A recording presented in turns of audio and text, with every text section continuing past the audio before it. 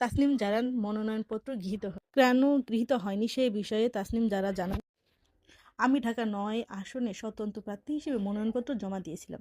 আজকে সেটার বাছাই পর্ব ছিল। বাছাই পর্বে আমার মনোনয়নপত্র গৃহীত হয়নি। আমরা সেই সিদ্ধান্ত আপিল করব। আপিলের প্রক্রিয়া আমরা ইতিমধ্যে শুরু করে দিয়েছি।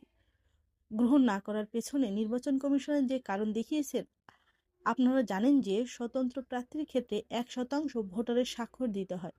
যা দরকার ছিল তার চেয়ে বেশি আমরা স্বাক্ষর জমা দিয়েছিলাম।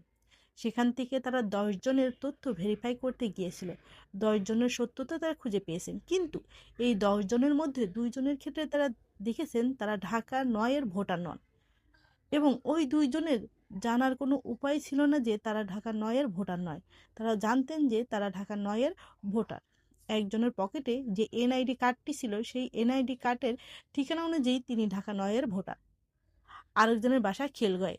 যেহেতু খিলগাঁও, ঢাকা ৯ এবং ১১ দুটি আসনে আছে, তিনি জানতেন তিনি ঢাকা ৯ এর ভোটার। সেই সিদ্ধান্তেই তিনি স্বাক্ষর করেছিলেন, কিন্তু নির্বাচন কমিশনের তথ্য অনুযায়ী তিনি ঢাকা ১১ ভোটার। এই দুটা ব্যতীত বাকি সবগুলোই আমাদের তথ্য সঠিক ছিল।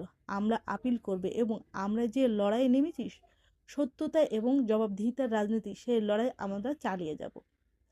তো যারার পাশে আপনারা কে কে থাকতে চান আর তার সিদ্ধান্ত কি ঠিক আছে কিনা, সবই আপনারা কমেন্টে জানাবেন।